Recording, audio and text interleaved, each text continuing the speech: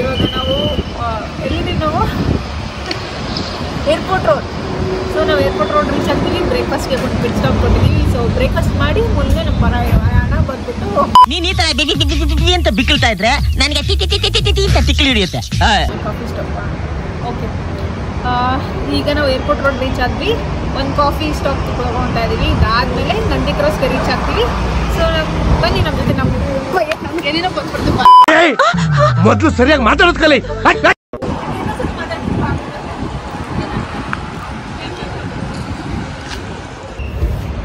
ಈಗ ತಾನೇ airport road reach ಆಗಿ ಒಂದು ಕಾಫಿ ಕುಡಿಯೋಣ ಅಂತ. ಎಲ್ಲರಿಗೂ ಬೆಳಿಗ್ಗೆ ಬೇಗ ಇರೋಕ್ಕೆ ನಿದ್ದೆ ಬರ್ತದೆ. ಸೊ ಕಾಫಿ ಕೊಟ್ಬಿಟ್ಟು ನೆಕ್ಸ್ಟ್ ನಮ್ಮ ಪಯಣ ಬಂದ್ಬಿಟ್ಟು ನಂದಿ ಕ್ರಾಸ್ಗೆ ಪೂಜೆ ಮಾಡೋಕ್ಕೆ ಬನ್ನಿ ಹೋಗೋಣ. ಅಕ್ಕ ಅಕ್ಕ ಎಷ್ಟು ದಿನ ಆಯ್ತಕ್ಕ ನೀನ್ ನೋಡಿ ಚೆನ್ನಾಗಿದ್ಯಾ ಅಕ್ಕ? ಕಣಪ್ಪ ಚೆನ್ನಾಗಿದ್ದೀನಿ.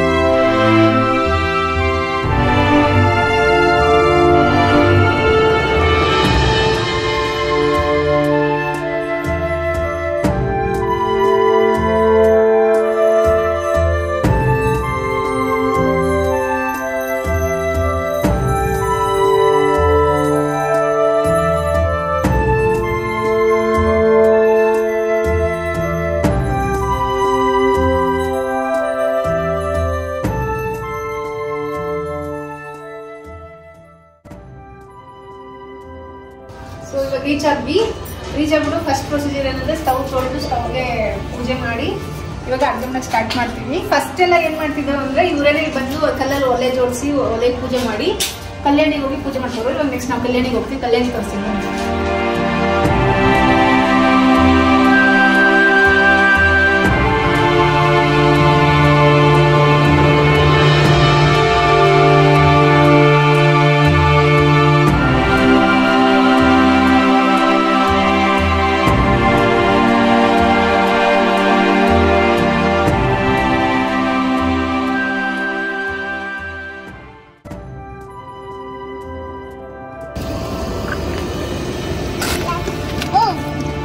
ಈಗ ಕಲ್ಯಾಣಿಗೆ ಹೋಗಿ ಪೂಜೆ ಮಾಡ್ಕೊಂಡು ಅಲ್ಲಿಂದ ನೀರು ತಂದು ಅನ್ನ ಮಾಡಬೇಕು.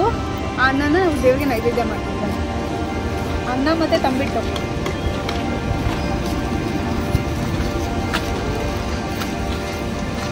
ಆ್ಯಕ್ಚುಲಿ ಎಷ್ಟೊಂದು ಜನ ಇದೆ ಗೊತ್ತಾ? ಯೂಶಲಿ ನಾವು ಬಂದಾಗಲೇ ಜನನೇ ಇರ್ತಾ ಇರಲಿಲ್ಲ. ಬಟ್ ಈಗ ನೋಡಿದ್ರೆ ತುಂಬ ಜನ ಆಗ್ಬಿಡ್ತಾರೆ. ಆ್ಯಕ್ಚುಲಿ ಜಾಗನೇ ಇಲ್ಲ ನಮಗೆ ಪೂಜೆ ಮಾಡೋಕ್ಕೆ.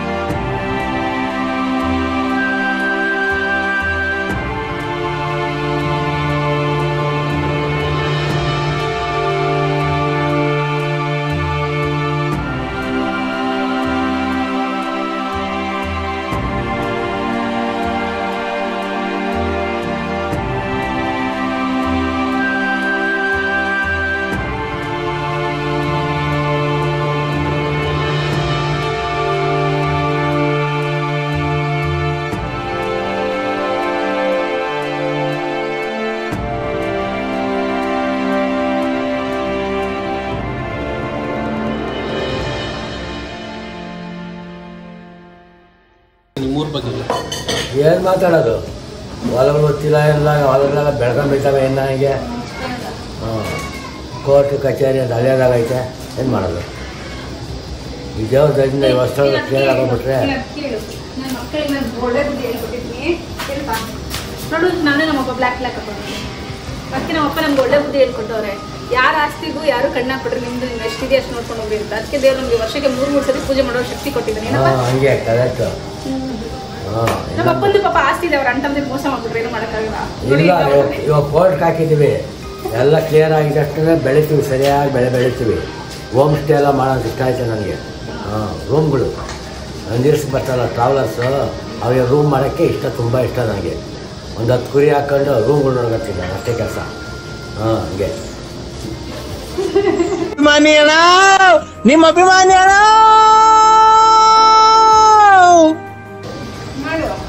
ನನ್ನ ಮಗನಿಗೆ ಈಗ 1.5 ಲಕ್ಷ ಸಂಬಳ. ಅವನಿಗೆ ಒಂದು ಮದುವೆ ಮಾಡಿಬಿಟ್ರೆ ನಮ್ಮ ಜವಾಬ್ದಾರಿ. ನಿನ್ನ ಮನಸ್ಸು ದೊಡ್ಡದು, ನೀನು ಆ ಥರ ಬರ್ತೀವಿ. ನಾನು ನನ್ನ ಹೆಂಡತಿ ಆರಾಮಾಗಿರ್ತೀವಿ. ನನ್ನ ಮೊಮ್ಮಕ್ಕಳು, ನನ್ನ ಮಗಳು, ನನ್ನ ಮಗನ ಮಕ್ಕಳೆಲ್ಲ ಬಂದು ಆರಾಮಾಗಿರ್ತಾರೆ. ಹುಡುಗಿಯರು ಯಾರಾದ್ರೂ ಕೊಡ್ತಾರೆ, ನಮಗೇನು ಅದೇನು ತೊಂದರೆ ಇಲ್ಲ. ಇವಾಗ ನಾವು ಸ್ವಲ್ಪ ಕೋರ್ಟ್ ಕಚೇರಿ ಅಂತ ಇದು ಮಾಡ್ತಾಯಿದ್ವಿ. ದೇವ್ರ ದಯದಿಂದ, ಮುನೇಶ್ವರನ ದಯದಿಂದ ನಮ್ಮ ಜಮೀನುಗಳೆಲ್ಲ ಇತ್ಯಾಚಾಗಿ ನಮ್ಗೆ ಬರೋಷ್ಟೇ ಬರಲಿ. ಹಂಗಾಗಲಿ ನಮ್ಮ ಅಪ್ಪನಾಸ್ತಿ ಅಂತ ನಮ್ಗೆ ಬಂದ್ಬಿಟ್ರೆ ನಾನು ಅದು ಇಂಪ್ರೂವ್ಮೆಂಟ್ ಮಾಡ್ಕೊತೀನಿ. ನನ್ನ ಮಕ್ಳು ಮನೆ ಬಂದು ನಮ್ಮದೇ ಒಂದು ವಾರಕ್ಕೊಂದ್ಸಲ ಎಂಜಾಯ್ ಮಾಡ್ಕೊಂಡು ಹೋಗ್ತಾರೆ. ಸೊ ಅವರು ಹೇಳ್ತಿರೋದು ಒಂದು ವಾರಕ್ಕೊಂದ್ಸತಿ ಬನ್ನಿ ಅಂತ, ನಿಮಗೆ ಕೊಡ್ತೀನಿ ಅಂತ ಹೇಳ್ತಿಲ್ಲ ಜಾಗನ. ನಮ್ಮ ಅಪ್ಪನೂ ಹಂಗೇನೆ ಇದ್ದಾರೆ ನೋಡಿ. ಅವ್ರದ್ದೇ ನನ್ನ ಮಕ್ಕಳಿಗೆ ಭಾಗ, ನನ್ನ ಮಗಳಿಗಾರ್ದ, ನನ್ನ ಮಗನಿಗಾರ್ದ. ಇನ್ನೊಬ್ಬರ ಥರ ಹೆಣ್ಮಗಳ ಕಷ್ಟ ಇದಷ್ಟು ಅಂತಿಲ್ಲ. ಏನೋ ಥರ ಅರ್ಧ ಮಾಡಿ ಸಾಕ್ತೀನಿ. ಯಾರು ಮಾಡಕ್ ಸಾಧ್ಯ ಆಗಲ್ಲ. ಯಾವನ ಇದ್ದಾನಂತಲ್ಲಿ ರಾಜ್ಯದಲ್ಲಿಲ್ಲ, ದೇಶದಲ್ಲಿಲ್ಲ. ನಮ್ಮಪ್ಪ ಫುಲ್ ಎಮೋಷನ್ ಆಗ್ಬಿಟ್ಟಿದ್ದಾರೆ ಅವ್ರ ಅಣ್ಣ ತಮ್ಮದರಿಂದ. ಸೊ ಏನು ಮಾಡೋಕ್ಕಾಗಲ್ಲ ಗೈಸ್. ಯಾರು ಹುಡುಗಿ ಇದ್ರೆ, ಗೌಡ್ರು, ಹೊಸದವ್ರ ಗೌಡ್ರು ಇದ್ರೆ ನೋಡಿ, ಹುಡುಗಿ ಸೊಸೆ ಬೇಕಂತೆ, ಚೆನ್ನಾಗಿರೋ ಹುಡುಗಿ ಓದಿರ್ಬೇಕಷ್ಟೇ, ನಮ್ಗೆ ಇನ್ನೇನು ಬೇಡ ಅಷ್ಟೇ. ರೆಡಿ ಮಾಡಿ ಇಟ್ಕೊಂಡಿದ್ದೀನಿ, ರೆಡಿ ಮಾಡಿ ಇಟ್ಕೊಂಡಿದ್ದೀನಿ ಬ್ರದರ್.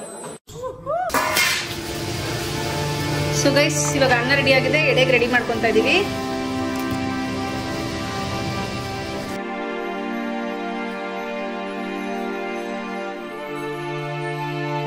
ಪೂಜೆಗಳಿಗೆಲ್ಲ ರೆಡಿ ಮಾಡ್ಕೊಂಡಿದ್ವಿ. ಮೇನ್ ಪೂಜೆ ಇವಾಗಲೇ ಇರೋದು ಮುನೇಶ್ವರನ್ಗೆ ಪೂಜೆ ಮಾಡೋದು. ಇದು ಬಂದು ಕಲ್ಯಾಣಿ ಅಂದ್ರೆ ಒಂದು 800 ಮೀಟರ್ಸ್ ಹೋಗ್ಬೇಕು ದೇವಸ್ಥಾನಕ್ಕೆ.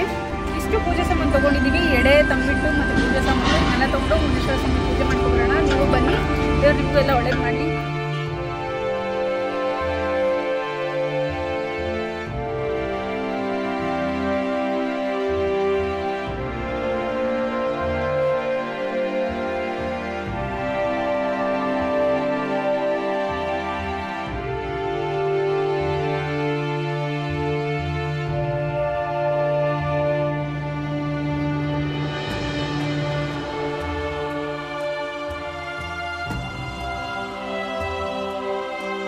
ಸೊ ನಿಮ್ಗೆ ನಾನು ಆಗಲೇ ಹೇಳಿದ್ನಲ್ಲ, ಕಲ್ಯಾಣಿ ಹತ್ರ ದೇವರು ಊಟ ಮಾಡಿಬಿಟ್ಟು ಮಲಗಿದ್ರಂತೆ. ಅಲ್ಲಿಂದ ಉಳ್ಕೊಂಡು ಇಲ್ಲೇ ಬಂದು ಅವರು ನೆಲೆಸಿದ್ದಂತೆ.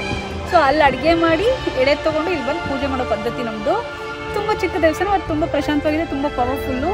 ಯಾರ್ಯಾರು ಮಕ್ಕಳಾಗಿರಲ್ಲ ನೋಡಿ, ಮತ್ತು ಅವರು ತುಂಬ ಕಷ್ಟ ಇರೋರು ಏನು ಮಾಡ್ತಾರೆ, ಬಂದು ಕಲ್ಯಾಣಿಯಲ್ಲಿ ಪೂಜೆ ಮಾಡಿ, ಸ್ನಾನ ಮಾಡಿ, ಅಲ್ಲೇ ಅಡುಗೆ ಮಾಡಿ ಇಲ್ಲಿ ತಂದು ಪೂಜೆ ಮಾಡಿ ಹೋಗ್ತಾರೆ. ಅವ್ರು ಅಂದ್ಕೊಂಡಿದ್ದೆಲ್ಲ ಆಲ್ಮೋಸ್ಟ್ ಆಗೋಗಿದೆ.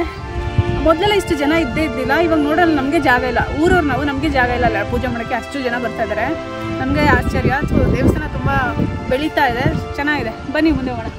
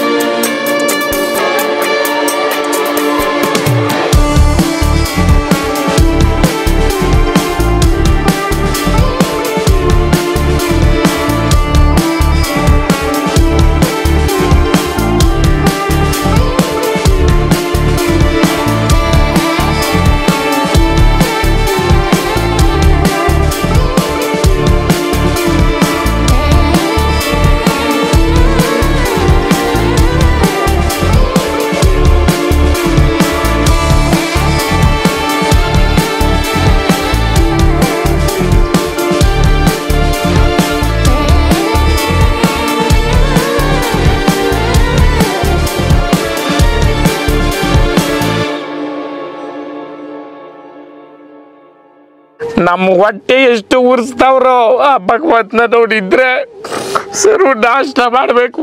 ನಾನು ಒಬ್ರಿಗೆ ಅನ್ಯಾಯ ಮಾಡಿಲ್ಲಣ್ಣ.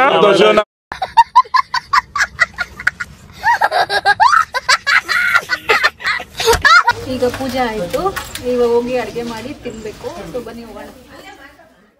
ಈಗ ಪೂಜೆ ಎಲ್ಲ ಆಯಿತು, ಕೋಳಿ ಎಲ್ಲ ಕ್ಲೀನ್ ಮಾಡಿಸ್ಕೊಂಬಂದು ಅಡುಗೆ ಮಾಡಿ ಊಟ ಮಾಡಿಕೊಂಡು ಮತ್ತೆ ನಾವು ಬೆಂಗಳೂರಿಗೆ ಪ್ರಯಾಣ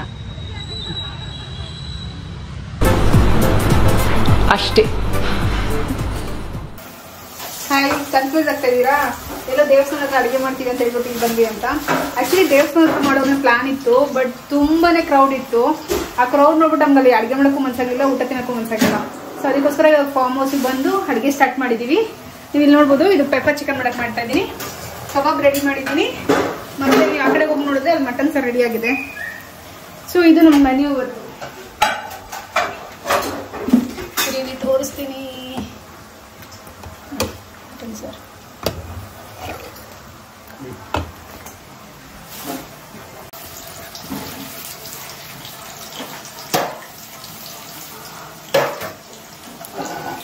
ಏನ್ ಮಾಡ್ತಾ ಇದೀಯ ಬೇಬಿ? ಪಾತ್ರೆ ತೊಳಿತಾರೆ. ಅವರೆಲ್ಲರೂ ಪಾತ್ರೆ ತೊಗೊಂಡಿದ್ದೀವಿ. ಪಾತ್ರೆ ತೊಳಿತಾರೆ. ನಮ್ಮಮ್ಮ ಯಾವಾಗಲೂ ಪಾತ್ರೆ ಹೇಗಿದೆ ಜಾಗ ಎಲ್ಲ? ತುಂಬಾ ಚೆನ್ನಾಗಿದೆ. ಹೌದಾ? ಯಾವ ಕಡಿಸ್ತೀರ ನೀವು ಈ ತರ? ನಮ್ದೇ ಇದು, ನೋಡಿದ್ರೆ ನಮ್ದೇ ಇದು, ನಾವೇ ಕಚ್ಚ. No way. ಆ ವಿಚಾರವಾಗಿ ಚರ್ಚೆನೇ ಆಗಿಲ್ಲ ಇಲ್ಲ, ಚಾನ್ಸೇ ಇಲ್ಲ. No way. ಬರೀ ಊಟಕ್ಕೆ ಸೇರಿದ್ರ ಸರ್? ಅಷ್ಟೇ. ಇದು ನಮ್ಮ ಮಗನ ಫ್ರೆಂಡ್ದು, ದರ್ಶನ್ ಅನ್ನೋರ್ದು, ತುಂಬಾ ಕ್ಲೋಸ್ ಫ್ರೆಂಡು. ಪಾಪ ನನ್ನ ಮಗನ ಫ್ರೆಂಡ್ಗಳು ತುಂಬಾನೇ ಸಪೋರ್ಟ್ ಮಾಡ್ತಾರೆ. Thank you Darshan. ಪುಣ್ಯಾತ್ಮ ಪುಣ್ಯಾತ್ಮ.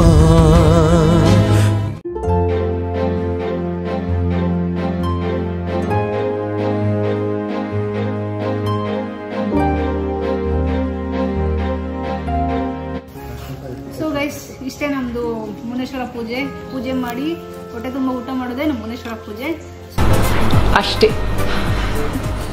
ಸೊ ಇವಾಗ ಊಟ ಆಯಿತು, ರಿಲ್ಯಾಕ್ಸ್ ಮಾಡ್ತಾ ಇದೀವಿ. ನಮ್ಮ ಗಾರ್ಡನ್ ನೋಡಿ ಹಿಂದ್ಗಡೆ ಎಷ್ಟು ಚೆನ್ನಾಗಿದೆ. ವೆದರ್ಗೆ ಗಾರ್ಡನ್ಗೆಲ್ಲ ಸೂಪರ್ ಇದೆ. ಸೊ ನಾನು ನಮ್ಮಮ್ಮ ಇವಾಗ ಇಲ್ಲೇ ನ್ಯಾಪ್ ತಗೊಂತೀವಿ.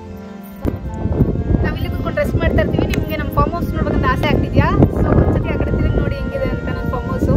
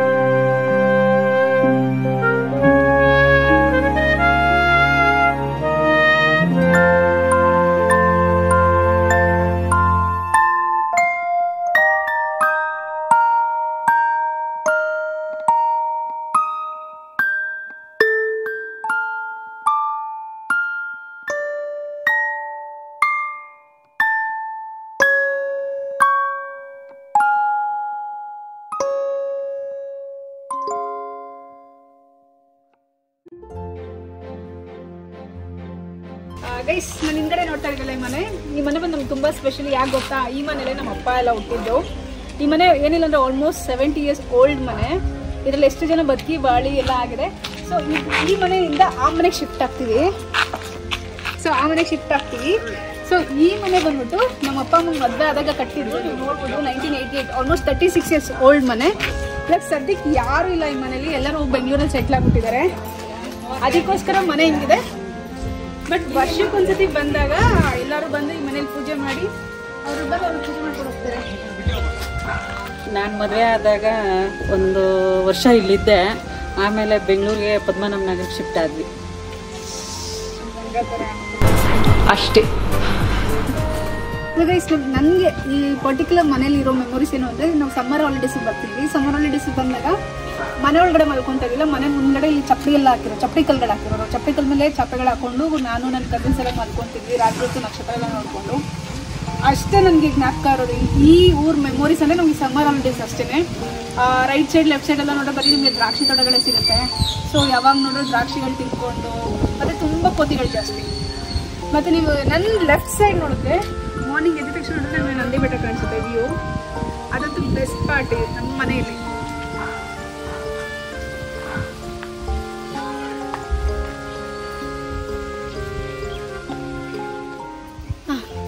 ನೀವೆಲ್ಲ ಗೊತ್ತಿರುತ್ತಲ್ಲ ಹಳ್ಳಿಯೆಲ್ಲ ಇತ್ಲು ಎಲ್ಲ ಇರುತ್ತೆ ಅಂತ. ಸೊ ಇದು ನಮ್ಮ ಇತ್ಲು. ಸೊ ಬನ್ನಿ ನಿಮ್ಗೆ ತೋರಿಸ್ತೀನಿ. ಬಟ್ ಯಾರು ಇನ್ನೂ ಮೇಂಟೈನ್ ಮಾಡಿಲ್ಲ. ಬಿಕಾಸ್ ನಾನು ನಿಮ್ಗೆ ಆಲ್ರೆಡಿ ಹೇಳ್ದಂಗೆ ಎಲ್ಲರೂ ಬೆಂಗಳೂರಲ್ಲಿ ಇದ್ದಾರೆ. ಬಟ್ ಎಷ್ಟು ಕ್ಲೀನ್ ಆಗಿದೆ ನೋಡಿ ಜಾಗ. ಅದೇ ನಮ್ಮ ಬೆಂಗಳೂರಲ್ಲಿ ನೋಡಿ 1 ತಿಂಗಳು ನಾವು ಜಾಗ ಖಾಲಿ ಬಿಟ್ಬಿಟ್ರೆ ಕಸ ತಂದು ಡಂಪ್ ಮಾಡೋದು ಅದು ಇದು ಮಾಡ್ತಾರೆ. ಬಟ್ ನಾವು ಹಳ್ಳಿ ಜನ ನೋಡಿ ಎಷ್ಟು ಚೆನ್ನಾಗಿ ಮೇಂಟೈನ್ ಮಾಡ್ತಾರೆ. ನಾವು ಯಾರೂ ಇಲ್ಲ ಇಲ್ಲಿ, ಬಟ್ ಸ್ಟಿಲ್ ಎಷ್ಟು ಗ್ರೀನರಿ ಆಗಿದೆ. ಹಾಗೆ ಬನ್ನಿ ನಿಮ್ಗೆ ಇನ್ನೊಂದು ಸ್ಪೆಷಲ್ ಆಗಿರೋ ತೋರಿಸ್ತೀನಿ. ನೀವು ನಂಬ್ತಿರೋ ಬಿಡ್ತಿರೋ 100 years ಓಲ್ಡ್ ಜಾಕ್ ಫ್ರೂಟ್ ಮರ ನಮ್ಮದು. ನೋಡ್ತೀರಾ? ಬನ್ನಿ ತೋರಿಸ್ತೀನಿ. ಇದರಲ್ಲಿ ಏನಿಲ್ಲ ಅಂದರೆ ಆಲ್ಮೋಸ್ಟ್ ಎಷ್ಟು ಜನ ಜಾಕ್ ಫ್ರೂಟ್ ತಿಂದಿರೋ ಗೊತ್ತಾ? ನಮ್ಮಪ್ಪ ಹೇಳೋರು, ಅವರು ಎಲ್ಲ ಅವ್ರು ಟೀನೇಜರ್ ಇದ್ದಾಗ ಈ ಮರದಿಂದ ಹಣ್ಣುಗಳು ತೊಗೊಂಡೋಗಿ ಹೈದ್ರಾಬಾದ್ಗೆ ಸೇಲ್ ಮಾಡೋರಂತೆ. ಅಂದರೆ ಆಗಿನ ಕಾಲದಲ್ಲೆಲ್ಲ ಬಂದು ಅವರೇ ಕಿತ್ಕೊಂಡು ಹೋಗೋರು. ಮರದಿಂದ ಕಿತ್ಕೊಂಡೋಗಿ ಹೈದ್ರಾಬಾದ್ಗೆ ಸೇಲ್ ಮಾಡೋರು. ಎಷ್ಟು ಚೆನ್ನಾಗಿತ್ತು ಗೊತ್ತಾ? ಬಟ್ ಇವಾಗ ಕಡಿಮೆ ಇದೆ. ಯಾಕೆ ಕಡಿಮೆ ಇದೆ ಜಾಕ್ ಫ್ರೂಟ್ ಅಂದರೆ ಕೋತಿಗಳ ಕಾಟ. ಎಲ್ಲ ಕೋತಿಗಳೆಲ್ಲ ಕಿತ್ತಾಕ್ಬಿಟ್ಟಿದೆ. ಕೋತಿಗಳು ಇದ್ದಿಲ್ಲ ಅಂದರೆ ಮರ ತುಂಬ ನಿಮಗೆ ಸಿಗೋದು. ಟೇಸ್ಟು ಎಷ್ಟು ಚೆನ್ನಾಗಿರುತ್ತೆ ಗೊತ್ತಾ? ಅಲ್ಟಿಮೇಟ್ ಆಗಿರುತ್ತೆ ಟೇಸ್ಟು. ಗೈಸ್ ಆ್ಯಕ್ಚುಲಿ ನಾವು ಹೊಸದೇವ್ರು ಮಾಡ್ತೀವಿ. ನಾವು ಹೊಸದೇವ್ರ ಗೌಡ್ರು ಅಂತ. ನಮಗೆ ಚಿಕ್ಕ ವಯಸ್ಸಲ್ಲೆಲ್ಲ ನಮ್ಮ ಅಜ್ಜಿ ಹೇಳೋರು. ಅಂದರೆ ನಾವು ಹೊಸದೇವ್ರು ಮಾಡೋಕ್ಕೆ ಒಂದು ಪರ್ಟಿಕ್ಯುಲರ್ ಜಾಗ, ಅದೇ ಜಾಗದಲ್ಲೇ ಮಾಡೋದು. ಸೊ ನಾವು ಚಿಕ್ಕವರಾಗಿದ್ದಾಗೆಲ್ಲ ನಮಗೆ ಉತ್ತ ಕಾಣಿಸ್ತಿದೆಯಲ್ಲ, ಅಲ್ಲೇ ನಾವು ಹೊಸದೇವ್ರು ಮಾಡ್ತಾಯಿದ್ದು. ಮಾಡ್ತಾ ಮಾಡ್ತಾ ಮಾಡ್ತಾ ಸಡನ್ನಾಗಿ ಅಲ್ಲಿ ಉತ್ತ ಬೆಳ್ಕೊಬಿಡ್ತು. ಸೊ ಯಾರನ್ನೋ ಕೇಳಿದ್ಕೆ ಅಲ್ಲಿ ಹೇಳೋರು ನಿಧಿ ಇದೆ ಅಂತ.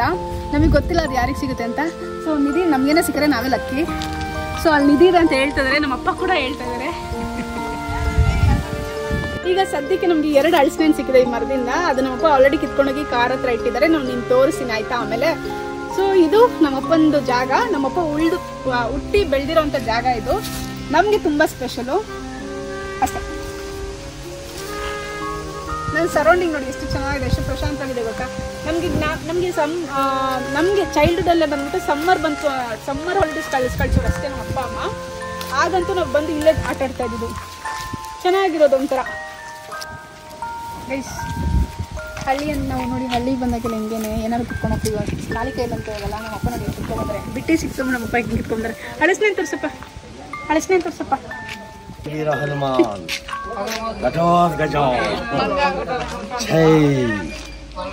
ಜೈ ಹನುಮಾನ್. ಹೆಂಗೆ? ಸೊ ಗೈಸ್ ನಾನು ಈ ವಿಡಿಯೋನ ಇಲ್ಲಿಗೆ ಎಂಡ್ ಮಾಡ್ತಿದ್ದೀನಿ. ನಿಮಗೂ ಕೂಡ ಇಷ್ಟ ಆಗಿದೆ ಅನ್ಕೊಂತೀನಿ. ನಾವು ಹೇಗೆ ಪೂಜೆ ಮಾಡಿದ್ವಿ ಅಂದರೆ ಮುನೇಶ್ವರ ಪೂಜೆ ಮಾಡಿದ್ವಿ. ಫಾರ್ಮ್ ಹೌಸ್ಗೆ ಹೋಗ್ಬಿಟ್ಟು ಅಡುಗೆ ಮಾಡಿದ್ದಾಗಿ, ನಾವು ಊಟ ಮಾಡಿದ್ದಾಗಿ, ಮತ್ತು ತಿರ್ಗಾ ಲಾಸ್ಟ್ ಕೊನೆಯದಾಗಿ ನಮ್ಮಪ್ಪ ಹುಟ್ಟಿದಂಥ ಜಾಗ ಅಂದರೆ ನಮ್ಮಪ್ಪ ಹುಟ್ಟಿದಂಥ ಮನೆಗೆ ಬಂದು ಮನೇನ ತೋರಿಸಿದ್ದೀನಿ. ಸೊ ನಿಮಗೂ ಎಲ್ಲ ಇಷ್ಟ ಆಗಿದೆ ಅನ್ಕೊತೀನಿ. ನಮ್ಮ ಮನೆ, ಅಪ್ಪನ ಮನೆ, ಅಜ್ಜಿ ಮನೆ, ಇಲ್ಲಿವರೆಗೂ ನಂಗೆ ತುಂಬಾ ಸಪೋರ್ಟ್ ಮಾಡ್ಕೊಂಡು ಬಂದಿದ್ದಾರೆ. ತುಂಬಾ ಥ್ಯಾಂಕ್ ಯು. ನಂಗೆ ಹೀಗೆ ಸಪೋರ್ಟ್ ಮಾಡ್ತಾಯಿರಿ. Thank you for watching my video. ಹೀಗೆ ನನಗೆ ಸಪೋರ್ಟ್ ಮಾಡ್ತಾಯಿರಿ. ಮತ್ತು ನೆಕ್ಸ್ಟ್ ಬ್ಲಾಗಲ್ಲಿ ಸಿಗೋಣ ನಾವು. Until then bye, see you, take care. Thank you so much.